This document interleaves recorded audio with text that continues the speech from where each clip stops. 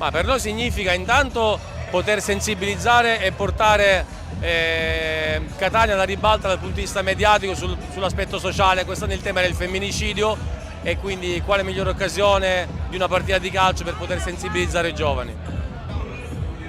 Ma per noi a questo punto di cose significa che Catania è una città speciale, perché comunque unire tutto questo pubblico non è facile e avere sempre questi numeri vuol dire che Catania e i catanesi hanno un cuore davvero speciale. Grazie. Significa attenzione, rispetto e voler sensibilizzare le nuove generazioni con uno stadio che è stato molto pieno, ora purtroppo si sta svuotando per via del tempo, rispetto a un tema importante come quello del femminicidio. Oggi in campo molti deputati regionali, presidenti dei consigli regionali di altre regioni e da tutte le parti d'Italia, mi riferisco a quello del Lazio, della Toscana e di altre regioni, il Molise, sono venuti veramente in tanti perché determinate tematiche devono assolutamente unire, quindi ci siamo spogliati dei nostri colori politici ma abbiamo vestito la maglia, contro il femminicidio per dare un calcio alla violenza. Grazie.